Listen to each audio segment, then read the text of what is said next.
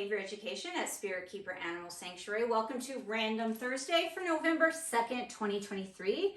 I am out here in my intake/work area, and I just fed several snakes, and I just put a cart together for some enclosures, and it dawned on me that I should have been filming some of this, because after one of my Patreon community members, Tracy Judd, visited and posted some pictures of her visit here, I got some requests to do a facilities tour or a tour of all the snakes. And it's difficult for me to do that because I don't like to intrude into the snake's personal space if they're not awake and active when Tracy was here visiting. And I also need to say hi to Kaylee, who is one of my Patreon community members. She also came to visit, but she lives here now. So I expect that she is going to come over here much more often.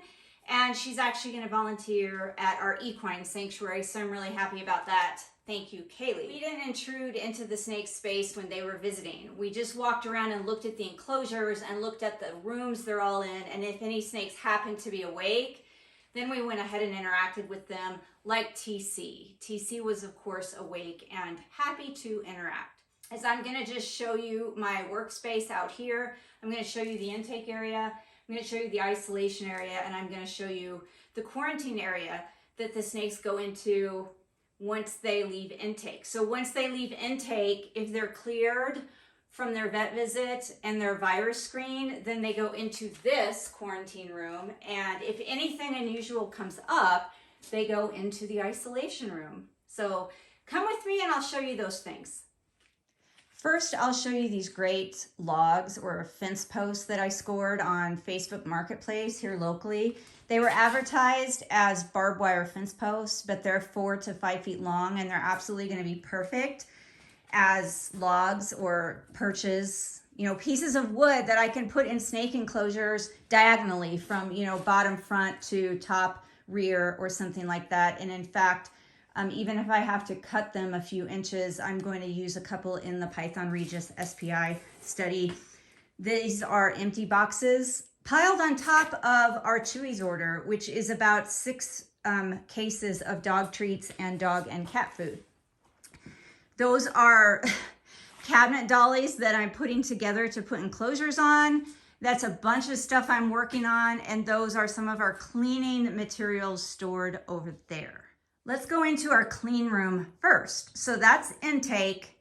Snakes go into intake. We have them see our vet as soon as possible. We do virus screening. If they have excess saliva or anything in their mouth, we also do a bacterial culture to make sure what's going on. And if they're cleared, they go into this room right here. And it is 11 o'clock at night. I don't know, maybe it's midnight by now, so the lights are out. I hate to disturb the snakes, but about an hour ago, I fed several of them. And it looks like several of them are still awake. So what I'm gonna do is turn the lights on briefly so that you can see these guys. And there is my baby Sabu python that came from Terry Burwell at TB Snakes, and he would like to eat more. He had 2 little fuzzy mice, and it looks like he would like to have another one. This is Salazar, and he had 2 jumbo mice. This is Kazuda, who's on a diet, so sadly for him, he just got 1 jumbo mouse. This is the other part of Salazar's enclosure. He has 2 enclosures that are connected. Kazuda's enclosure is 1 big 8x2 enclosure. Oh, Ryder, you were not awake earlier. I was feeding and you were nowhere to be seen. So does that mean I'm gonna have to go thaw something for you to eat now? It looks like you just shed. I have no more food thawed, buddy. I'm gonna have to go get some if you want food. You're gonna have to stand by. All right, that is where my Macklot's python Shran lives. He already ate and looks like he went back into his hide. My Dunn's python is down there, and last time I checked, he was hiding. This is baby Brettle's python Baylan, who has not eaten yet. I can't figure out what he would like to eat. Down here is one of my Laiasis fuscus, a baby water python, Soval, and sometimes I just pile a bunch of pinkies or fuzzies on a target for him to come get, and it looks like he got 3 out of 5 that I left there for him. And this is Courage. This is the one snake that we have that is actually officially part of our animal sanctuary program. Courage was relinquished because his previous human caretaker has a job where she spends several weeks or a month at a time overseas, and she lives alone. Courage has special needs.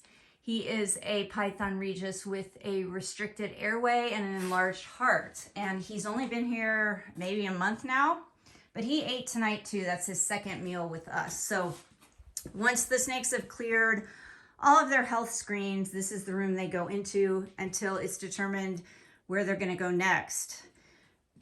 Ryder, I don't have any food for you. You're going to have to wait. I'm going to have to go thaw something because when I was in here an hour ago feeding, you didn't show yourself.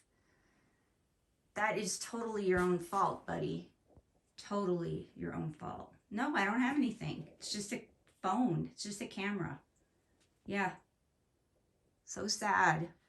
All right, well, it looks like Ryder is maybe coming out. Ryder is in this room because this is a clear room. He has had 2 clean nidovirus tests.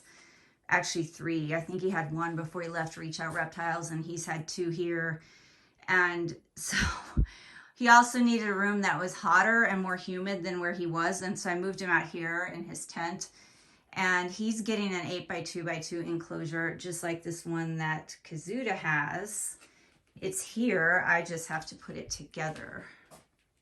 And I'm hoping that he will like that. I'm also, for Ryder's, because he's used to that very open tent, I'm having a piece made custom so that he can have, because it's going to sit up here on top of Kazuda's, and there's a window right here. So this end is going to be clear glass. I'm having the end custom made so that he can still look out and not feel like his vision is so restricted, because he is used to that tent where he can see all around. So it's going to be like Kazuda's enclosure with an all glass front, and then this end by the window is also going to be glass. All right, Ryder, I'm going to have to get you food if you want it. Yeah, I don't have anything else. Look at you. You're about 4 feet long now, it looks like. And you're very handsome, and it looks like you had a complete shed, so it must be working out having you in this room. That makes me very happy.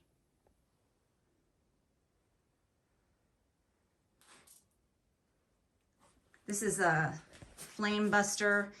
If a fire breaks out in here, it is supposed to explode and emit flame suppression chemicals so that we don't have this whole room and all the snakes burn up. But honestly, it's unusual for me to have snakes in a different building than my main building. And so I am out here literally every hour, except during when I sleep, and I have somebody else checking on them when I'm asleep. So I think at most the snakes are probably out here unchecked for 3 hours, maybe 4 hours max. And that's first thing in the morning.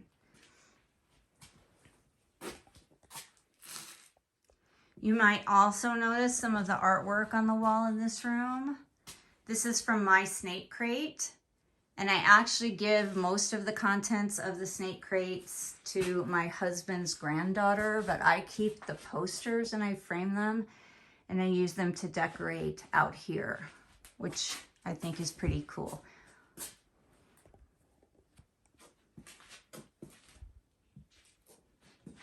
Okay, well, Ryder delayed me there, but this is an 8x2x2 enclosure that has my Laesis olivaceus in it. Tindy, my olive python, she had a jumbo mouse tonight and the torso of a jumbo mouse because I fed the head to another snake. And she just ate like 2 days ago a chick, so she isn't starving. She thinks she is. And I have enclosures to go on top of hers, and then another stack of enclosures to go in that back wall where right now I have some things stored. Over here are my Savu Python adults, the male and female. So the female is in here, that's Mariner, and the male is in here, that's Boimler. And they are both in their humid hides, and they have been for several days. So I presume they're going to shed. Mariner's had 1 meal, Boimler hasn't eaten yet, and I think they're going to shed. This is just an empty enclosure. I have empty enclosures that I'm going to be putting in a stack here and on top of these, just in case they're needed for intake. And this is Sonara.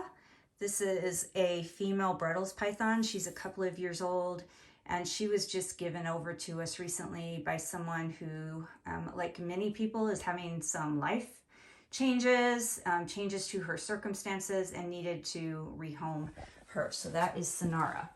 So that's who we have. Oh, hi, Tendy. You're not eating again. Nope. You already had 2 things tonight. It looks like you did eliminate very freshly, so that's good. I know that's working. Tendy has not been here that long. Actually just a week. So she's already eaten a chick and 1.5 jumbo mice, and it looks like things are working digestive wise because there's some fresh urates right there that weren't there an hour ago when I was down here feeding her. So very good. Okay, this is our isolation room. So if we have any symptomatic animals in here, which we don't, meaning there are no animals in here right now that are showing any clinical signs of disease or illness, but we have some whose tests came back as carriers or with something suspicious, and so I put them in isolation. But we do have N95 masks, exam gloves, shoe covers, and then biomedical disposal. And then we have also disposable gowns nearby that we can put on if we need to when we go in this room. So who do we have in this room right now?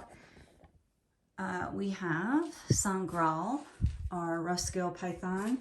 We have Jayla, one of our albino Darwin carpet pythons. We have Mulder, another rough scale python, but he isn't in his enclosure right now. He's had some skin biopsies and muscle biopsies done because he may have a connective tissue disorder with his skin. And so right now he's in here with a plastic bottom, water, and I tried to give him some of his normal stuff, but he loves that cardboard box. And he spent a week at the vet and he didn't leave the cardboard box except to drink. And even when he's in his own enclosure with his very own stuff, if that cardboard box is in here, he chooses that cardboard box over everything else. And then down here is one of my Bredl's pythons. This is Lita. And you already ate and you had a really big meal, so you aren't getting anything else. I have Spike and Drusilla, carpet pythons here. That's an empty enclosure, empty bins. And then I have another Bredl's python in here, a small one named Sabine. And I don't have anything thought out for you either.